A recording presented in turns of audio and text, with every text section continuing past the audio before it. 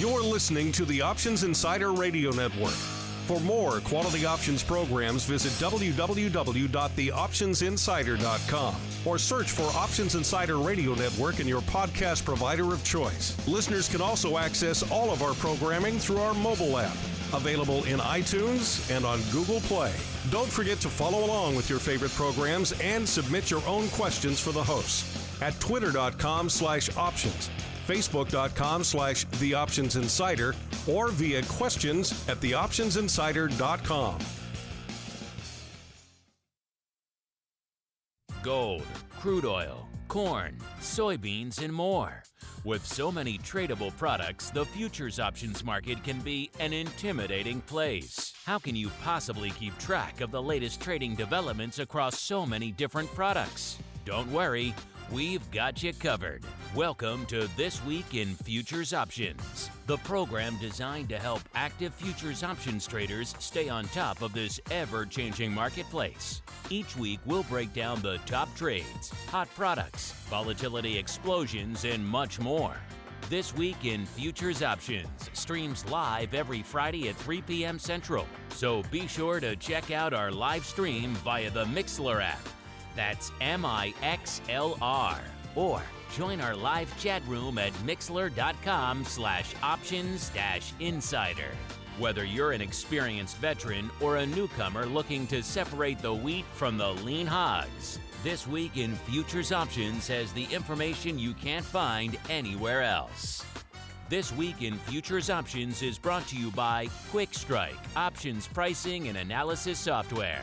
QuickStrike offers powerful and flexible options analysis and pricing tools via an easy-to-use web-based interface. View prices on outright options or spreads with comprehensive page-level analysis controls. Build trades, manage risk, or explore historical volatility. QuickStrike has you covered, with market data reports ranging from open interest to the term structure of volatility. QuickStrike is the perfect addition to your trading toolkit. Learn more about QuickStrike at bantix.com. That's BANTIX.com. And don't forget to follow us on Twitter at QuickStrike1. That's QUIKSTRIKE1. And now, get ready to break down the latest futures options trading activity. It's time for This Week in Futures Options.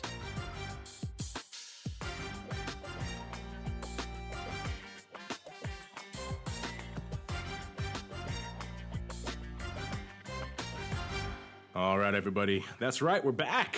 Back to back. Vol Views and now TWIFO. This Week in Futures Option. Just in case you couldn't get enough of us here, you're saying, man, I wish they were putting out more content today on a Friday. Well, we got you covered, coming at you with some all things futures options, some crude, some gold.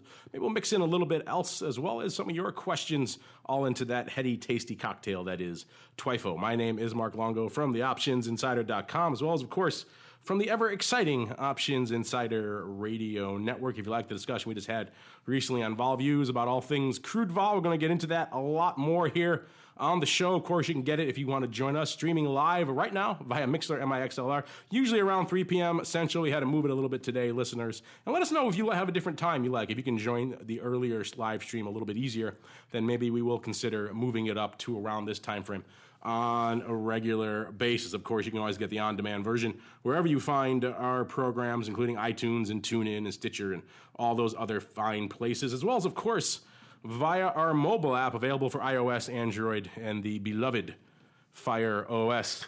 And joining me, I'm pleased to say, in studio, that he may not be so pleased because he's in close proximity to my plague, is Mr. Nick Howard, the founder of Bantix Technologies and the creator of a little platform we like to use around here called QuickStrike. Nick, welcome back to This Week in Futures Options. Good to be back. I'm glad they got this netting in front of the microphone today, just so I can block some of that. Lucky you're not using my mic, so you're safe there. But it is good to have you in studio. We don't get you in studio as often as we'd like. So I think since you're in studio, you get pride of place. Where are you feeling like starting the needle? We're going to spin the big needle, the big wheel of commodities right now, Nick, and we need a sound effect for that, by the way. And then where should we land? Where should we kick things off today? Well, I think we might as well just continue on with crude since we're kind of in a condensed format here today. We should follow through on what a lot of people were talking about last week and just sort of see where things are. And maybe if we get a chance, we'll take a look at some gold, although I don't think it's too crazy what's going on out there, but we could talk about how we continue to go down in the commodity price. So how about crude and then some, what is it? Black gold and then regular Texas gold. Tea, black gold. Black gold and then regular gold. Texas tea. Let's dive into that because that is still, I think, the hot area of the space these days.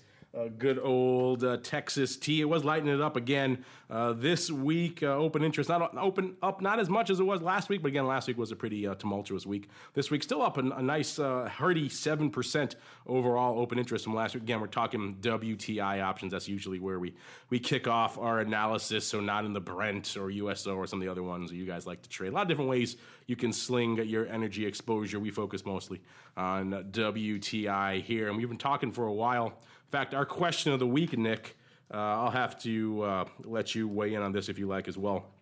Our question of the week this week, Nick, is we asked you guys what's going on with crude vol, essentially, because crude vol, you can measure it a lot of different ways. One of our favorites is the WTI VIX, the crude VIX, a.k.a. OIV.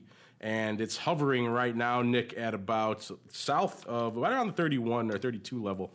Yeah, it's back up over 32 right now as we're talking. But previously to this, earlier this year, it had set a floor right around 35, and it seemed like it would always bounce off that throughout the year. That was kind of the low for crude vol. And we said to you at the beginning of this week when it was trading right about 37.33 to be exact, we said, where will crude vol, a.k.a. OIV, close on Friday? And we gave them the choices, Nick, of between 37 and 38.5, between 38.5 and 40, below 37, which obviously is the winner, or above 40. What do you think our audience chose? It was a whole week-long poll, so they didn't just vote today. If they voted today, it's one clear answer. But what do you think was winning the poll? And obviously we know what the answer is. Well, I voted for below, so I guess I... Oh, you voted for below? Well, there you go. I'm the winner, so but then I think that's where we are, right? You are the winner, and we are indeed below, so there you go. Actually, our audience was feeling a little bit of crude love to the tune of about 48%. Saying above 40, and tie 19% between 37, 38.5, and below 37. So, and only 14% saying 38.5 to 40. This is a little bit tougher one to predict. I think some people had a hard time with this one, but it's a little bit of a challenge. Sometimes we like to challenge our listeners, Nick, and see what they can handle out there. Getting back to big big WTI this week. It was an active week. Like I said, vol kind of continuing its inexorable slide, though. It kind of depends where you're looking on the futures term structure here, exactly what happened with vol. But overall, broad crude vol still coming off. It's still kind of a combo of those two things. Of course, last week, the event risk just flooding out of all things crude. And also, we continue to trend roughly in this high level here, north of 50 in the WTI futures. And of course, we've said many times on this program, the calls were lighter from a volatility premium perspective than the puts. So that combo tends to weigh on crude vol. I myself, Nick, was thinking we were going to get a little bit of a rebound in crude vol this week, but apparently I was one of the lone voices. I wasn't as high as above 40, but I was feeling a little bit more than where we are right now, which is kind of interesting. And as Tuna, if you're asking us, hey, what was lighting it up this week from a crude options perspective? And if you said the Jan double calls, you were the winner, because that was lighting it up to the tune of 36,000 contracts this week. Again, the lion's share of the volume, as it typically does, coming in that front month contract, nearly 50% actually, I should say, of all the volume going up this week, going up in that one contract. Again, a weird issue with the way WTI tends to trade. So 36,000 of those calls, a lot of them closing though, which is kind of interesting. Particularly the latter kinds going up on Wednesday and Thursday, following number two. With you're saying, what about the puts? Well, we had a pretty tight range this week in terms of the strangle. It was apparently the 50-55 strangle, Nick, was what people were trading, because number two with the bullet was the Jan 50 puts, which is kind of boxing in the future right there with about 27,000. The lion's share of those opening, particularly earlier in the week. So a lot of paper going up opening on those Jan 50 puts. And we drop off a little bit to the 47 puts, also in Jan with about 25,000. Again, a lot of those opening particularly earlier than the week. Then we kind of have a bit of a three-way tie, Nick, with the Jan 53s, the Jan 50s, And perhaps interestingly enough, looks like the June doubles doing some decent paper out here as well, with about 19,000 contracts. Again, it seems like a good chunk of that was closing, though, on Wednesday. Well, that's kind of surprising. We haven't seen a lot of longer-term paper out there in big WTI in quite a while, so maybe that gets our crazy trade of the week. But I know, Nick, you've been watching all things WTI this week. What's catching your eye? Maybe you got some thoughts on these June doubles, as well as perhaps what's going on in all things quick skew. And what about the rent? Is WTI paying its rent? I got a feeling rent's kind of cheap these days, so maybe it is. Yeah, let's see what we can bring up today, since we're sort of running on the fly with these reports. I think important to sort of reiterate, we mentioned a little bit last week how we thought that vol was maybe get trapped in there a little bit unless we got outside of these ranges that we were talking about, right? So, based on the trade from last week, it was a big move in 60 calls in terms of open interest, right? That one got a big jump based on people's expectations that we would move up there with some of the OPEC meeting arrangements and stuff like that. But as much as that gave a little push and it kept us above the 50 strike, I think that, some of the luster was removed when, they're start to see people still not, or rhetoric around it not necessarily happening right away. So, I think we're going to see this kind of vol trickle down, at least just, that's how I look at it, right? If we don't move outside of ranges, there was the big event vol that pushed us up last week, and we saw a big removal of that vol after the fact, right? After it all had taken place. But, right now it looks like we kind of have another range. We got a 50 on the downside, 55 on the upside. I'll take a look and see if I can see the max open interest outside of the 60 and the 45 strikes.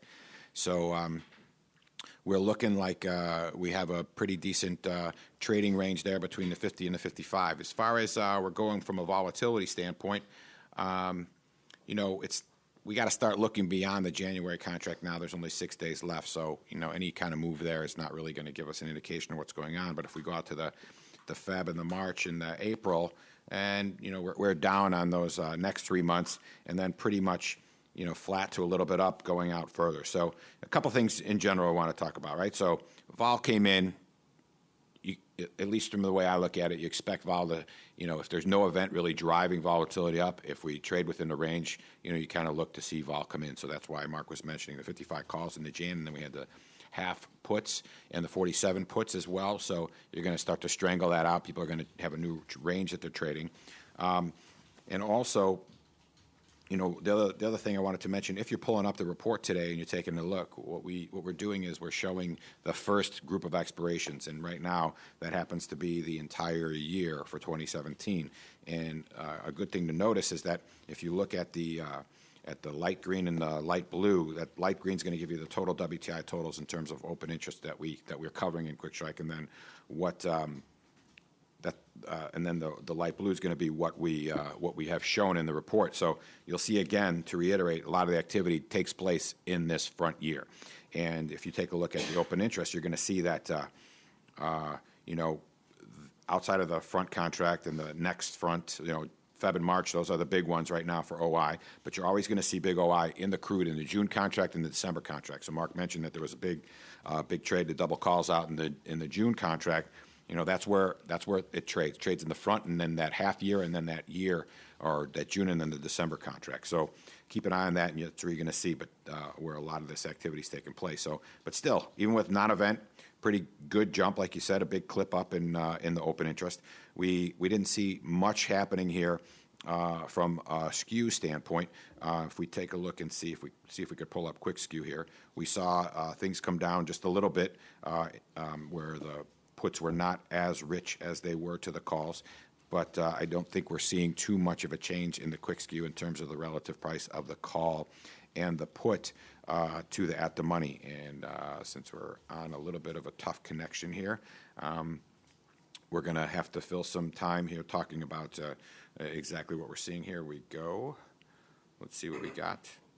The magic of Wi-Fi here in the studio. That's what we get for recording in a old turn of the last century building here, Nick. Here, but yeah, but it has been a Cold War bunker is where we are. It pretty right? much is. We are in an undisclosed location here in the heart of the loop here in Chicago. But you're right, it has been an interesting. I don't know about you. I'm going to maybe nominate those June doubles just because I'm trying to think of the last time we saw that amount of size going up that far out, in WTI. It is so heavily front month centric out here in this contract. And, a lot of it was closing, so there's been a bit of a closing element to it. So take that with in regard when looking at that trade. But I don't know, is that your contender this week as well, or you got something else up your sleeve over there? No, I think that's you're seeing some 60 strike trade out there, and I think again here I'll finish the thought on the quick skew. So from this standpoint, or at least through yesterday, if we look at the February contract, we get a little bit.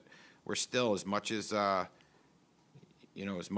that upside view to the price, we're still seeing the calls are significantly cheaper to the at the money than the puts, and we see a little bit of a move away from the at the money on the calls here. So it's going to be.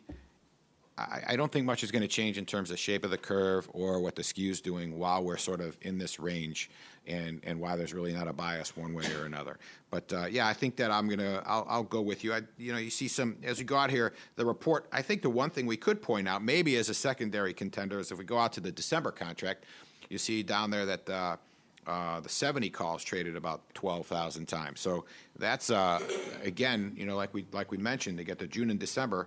There's the two things we said, how those also have some big open interest in them. And we got two of the more significant trades from a volume standpoint outside of that front portion of the contract. And we had, and this looks like a trade. If we look at the change in open interest over the week, a lot traded on Monday for that 70 strike in December, but not a lot closed. So there's some exchange of expectation there in terms of where people think maybe a bit of a risk term. reversal going up out there in Dees with the 40 puts, Yeah, 10,000 exactly. and the 70 calls. So I could get behind that. It's an interesting one. The 70 strike not so much, but the 40 put side I could certainly see, and that's all mostly opening on the 40 put. So maybe I might have to throw my hat in your direction, sir. Maybe the Dees. Those 70 calls are kind of wonky, but the 40 puts and also 60 calls trading for size out there in Dees as well. So it is kind of refreshing to see maybe some of the liquidity, some of the flow opening up a little bit here in WTI. Most times we do this show, Nick, it's 55, 60, 65, close more percent going up, all in that front month contract. We don't get a lot of good smatterings of these types of other trades out there, so it's nice to see some of this going up. So maybe I'll side with you. I'm gonna say it's a risk reversal. How about that? Yeah, no, I like that. Risk reversal. Yeah, I think looking at the puts, that's a real possibility. And since none of that open interest really changed, right? So it wasn't like a new opening or anything like that, but. It seems like there was some trade around. Maybe people were taking some profits out in their 70 strike and a bias on the downside again. So, it's hard to say, right? We talk about it all the time. We don't know what people are thinking, but just by looking at the open interest, I think you have to look at the open interest to sort of get an idea of what the market's thinking. And, if I take a look, let's see if I can get out here on this here. Let's take a look and see what we have for the February in terms of, since that's going to roll in next week as our favorite sun from an expiration standpoint. If we look at that open interest and see where our max downside put and downside call are. So I feel like Wolfman Jack here, kind of pushing out. You feel professional here in the studio? I'm trying to spread. I'm giving myself the stretch it signal because that's a dated reference that like 3 of our listeners will get. The Wolfman Jack. Oh, I know for sure, but that's great. So if we look at here we go. So in the Feb we have a big, really almost the calls are the big open interest winner, the 50 calls in the February, and then the next big put is the 40 put. So really people haven't even started trading puts in that February contract, which is really sort of interesting when you think about it, not trading a lot of puts around our new range. So right now we had, if you look at the put call ratio, we had Feb was calls over from what you got there on the volume this week. So maybe next week we keep an eye on this and see if we start to get some put activity as people start to determine that we're not going to move up so much, or that they'll start selling some calls and buying some puts because we've got to move some of this open interest up. Right now there's no downside really that's going on. Like our Dees friend slinging risk reversals out there. I'm already ahead of you, sir. I'm already looking at all things precious. You ready to dive into? I'm ready. Let me get it. Ready to dive into our precious here? Here we go. AKA gold. Let's do it. It has been kind of I think you can call it a gold apocalypse, to term it mildly. The future's off another 20 handles this week. Doesn't seem like that long ago, Nick, we were talking, you and I, about that, 1,300, 1,400, strangled whiskey works, call it what you will up there. Now that 1,300 strike seems like a distant memory, does it not? Oh, yeah, for sure. I mean, this is, I was thinking on the way over here, actually, I have to get a chain fixed. And I at 1,400, I was kind of sticking around and waiting for to see what happened. But I think now might be a good opportunity to go get that clasp taken care of, right? I got $300 an ounce that I'm going to save trying to get that fixed. There you go. When Nick can fix his jewelry, it's time. That's your contrarian indicator here in all things gold. But yeah, it's selling off about 20 handles in the futures, hovering in that 11.5 or so range to 11.65, depending on how far out on the term structure you're going out there. And even with all this sell-off, people are used to in the broad equities seeing a sell-off in a product, and that somehow translates into increased volatility. We've kind of had a protracted sell-off now here in gold, and vol actually coming off a little bit this week, which is kind of interesting, again, reflecting the vicarious nature, shall we say, of gold skew. I'm trying to think of another product this year, Nick. Maybe you can think of one that has exhibited more skew fluctuation than that actually trades than gold. Gold has been a fun one to watch. It's been all calls, it's been all puts, it's been both, smiles in between. It's been a fun one to watch. A slight call bias, slight put bias.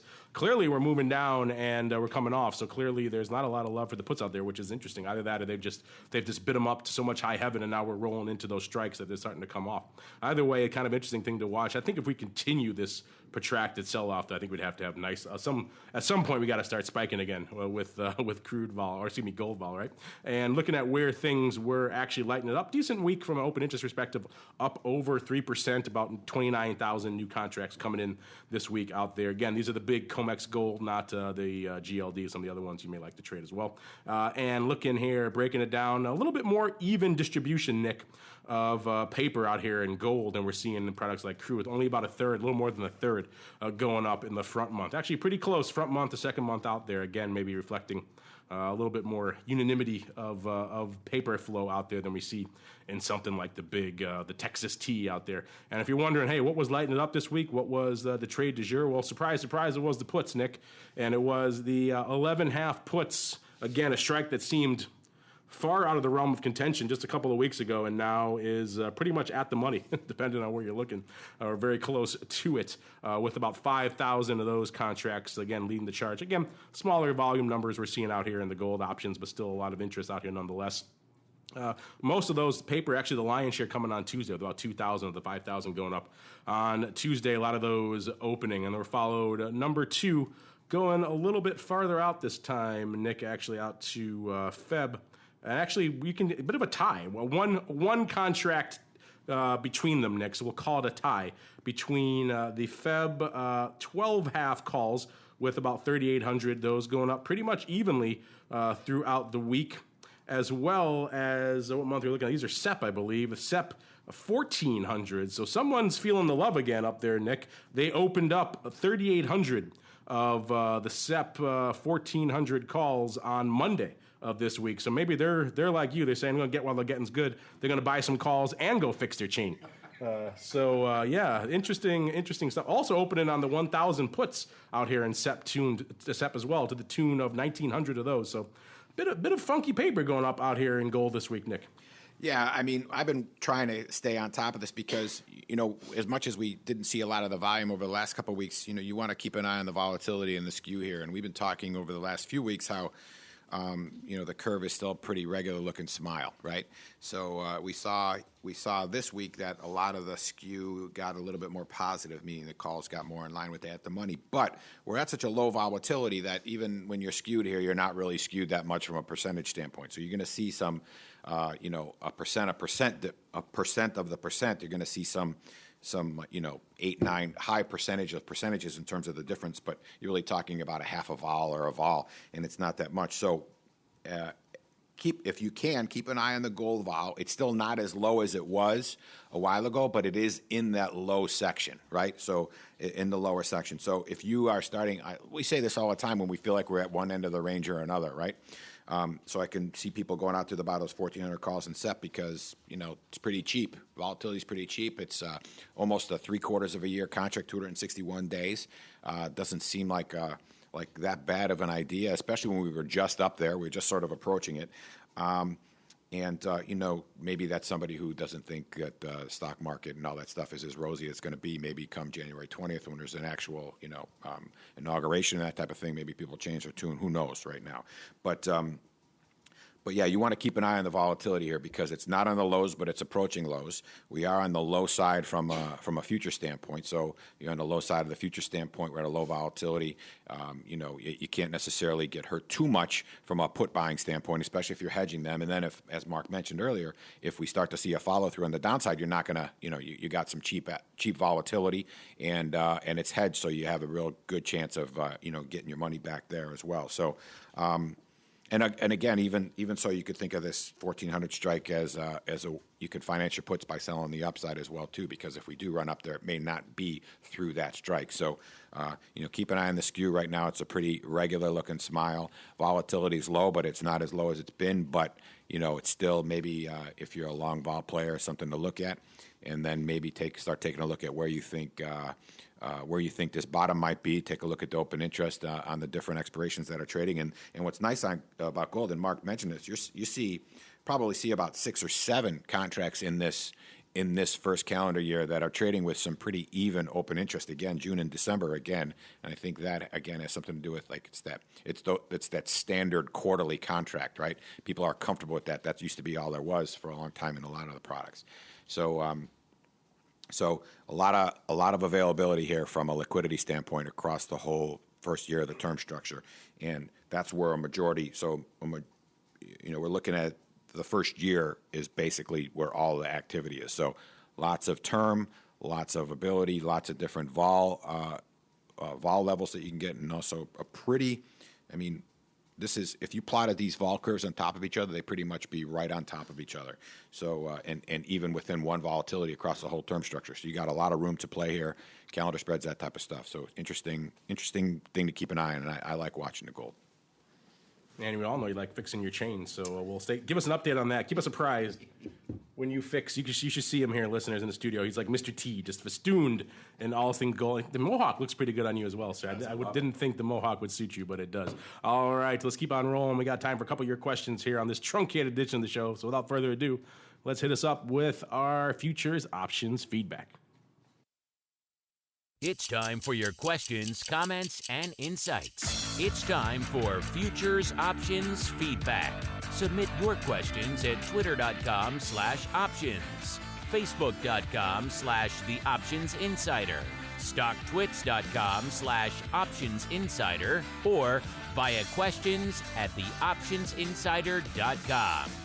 You can also submit your feedback via our Options Insider Radio Network mobile app, available for iOS, Android, and Kindle Fire devices. You can even ask your questions live every Friday at 3 p.m. Central via our Mixlr chat room. So grab the Mixlr app or just search for Options Insider at Mixlr.com. That's MIXLR.com. All right, everybody, welcome to the Futures Options Feedback. This is indeed the portion where you guys get to take the reins with your questions, your comments. Nick, this one I got here is actually a bit of a spillover from Vol Views, but I kind of wanted to give you a chance to weigh in on it as well. We were talking about this question from Jackobin on the last show. He said, is it possible to buy a basket of commodity volatility, maybe an ETF? And we were kind of pontificating some ways you could possibly do that. Obviously, you can go out, there's your OIVs and OVXs, but they pretty much just have futures. That's it. There's no options, and that's not an ideal thing. And that's just one product. That's just crude. That's not going to give him the basket of all things he wants. I'm assuming, maybe some corn or some soybeans, some gold, a few other things in there, maybe some treasuries or other things he wants in there.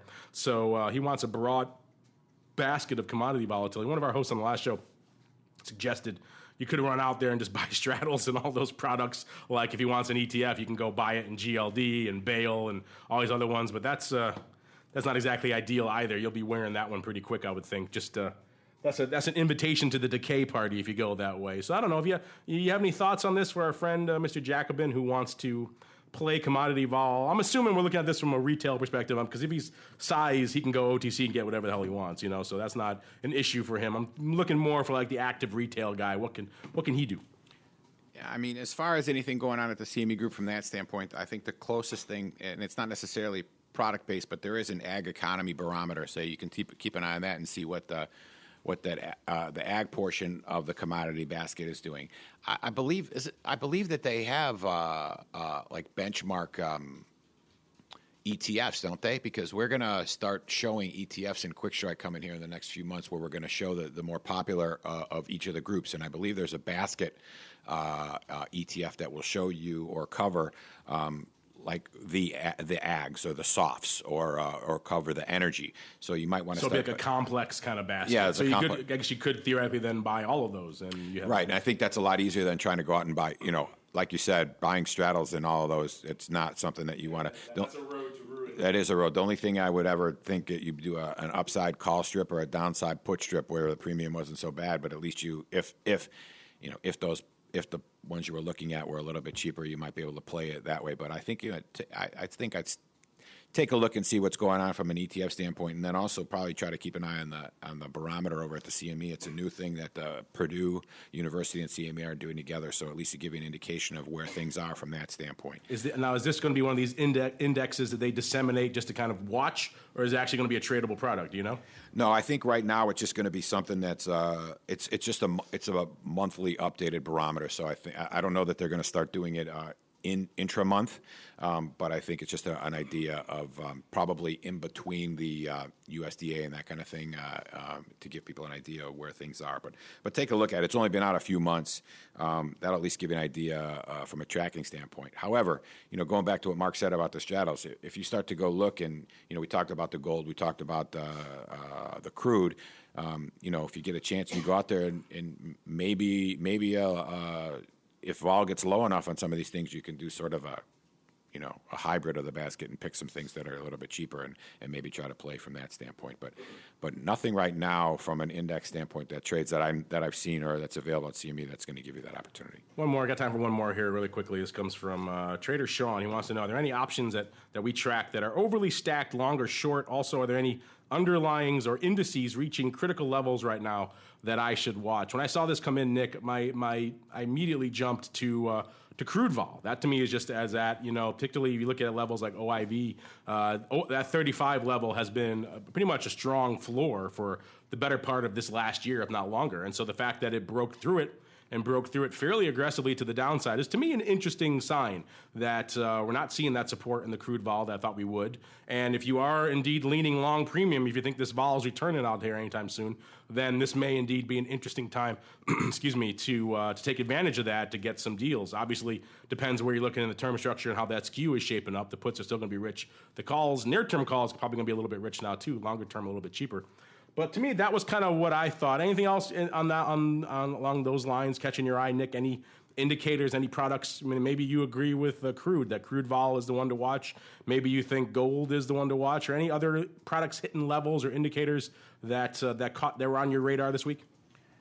Yeah, I think the crude's worth watching, especially like we talked about last week after it coming in so hard and then going through your floor, like you said, on the ETF. But just to reiterate again, I think that really think the metals, gold in particular, and you could look at the other stuff too, but I just don't think there's a liquidity there to make that trade. But if you go out there and look at I'm looking at the February contract right now, the at-the-money historical volatility, and it is traded in a pretty tight range between probably 13 and change or 14 all the way up to 21, but it is on the low end of its volatility for a 2-year window. Now I can look at the constant maturity version of that too, which would right now be but the 30 and the 60-day volatility. But for me, just having since we've been doing this show, the gold is just really kind of sadly depressed from a volatility standpoint. A lot of it's got to, it's not like it's hammered down to 1150. We sort of trickled down there, and any kind of trickle down in the market is generally not great for volatility. So I would say the black gold and the gold. Those are the two that I think are probably worth looking at. And you could probably go out, probably worth looking at the three main ags, the corn, wheat, and the beans. I think the beans have been moving quite a bit, so I don't think you're going to get any deals out in volatility there. But, might want to take a look at the wheat and the corn as well. All right, Nick. That funky tune. You should see Nick dancing here in the studio. It's pretty, with the mohawk and the gold chains. It's quite the sight there, Nick. Well, that funky tune means we've come to the end of yet another epic sojourn through the world of all things TWIFO. But before we go, as always, let's check back in with what you and the crew over there at Quick Strike are cooking up. You got a lot of cool things up your sleeve these days, Nick. What's coming down the pike? What can our listeners... By the way, cmegroup.com/TWIO this week in options if you want to see all the stuff we're talking about here and kick the tires for yourself. What's coming down the pike there, Mr. Nick, and all things Quick Strike? Let's see.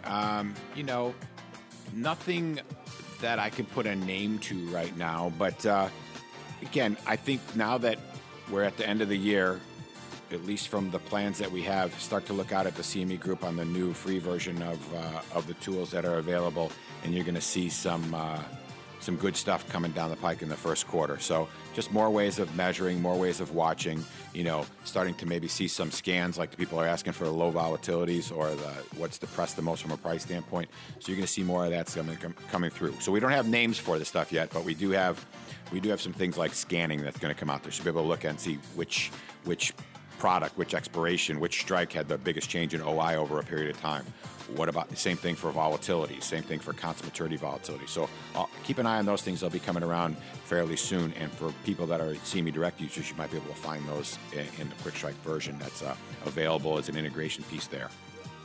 All right, check it out, cmegroup.com/TWIO. Or then just sign up over there for the Quick Strike Essentials. Really easy and it's free.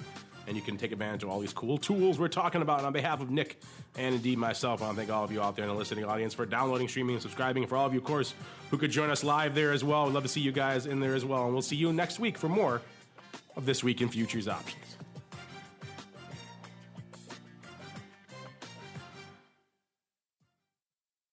This Week in Futures Options is brought to you by Quick Strike, options pricing and analysis software. Quick Strike offers powerful and flexible options analysis and pricing tools via an easy-to-use web-based interface. View prices on outright options or spreads with comprehensive page-level analysis controls.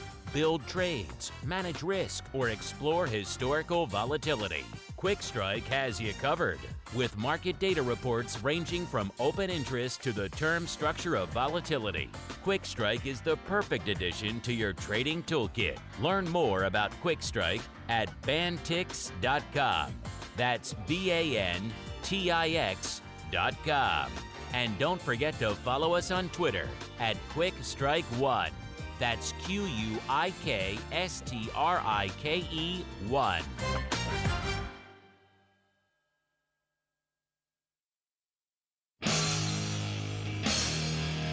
The preceding program was a production of the Options Insider Radio Network. For more quality options programs, visit www.theoptionsinsider.com or search for Options Insider Radio Network in your podcast provider of choice. Listeners can also access all of our programming through our mobile app, available in iTunes and on Google Play.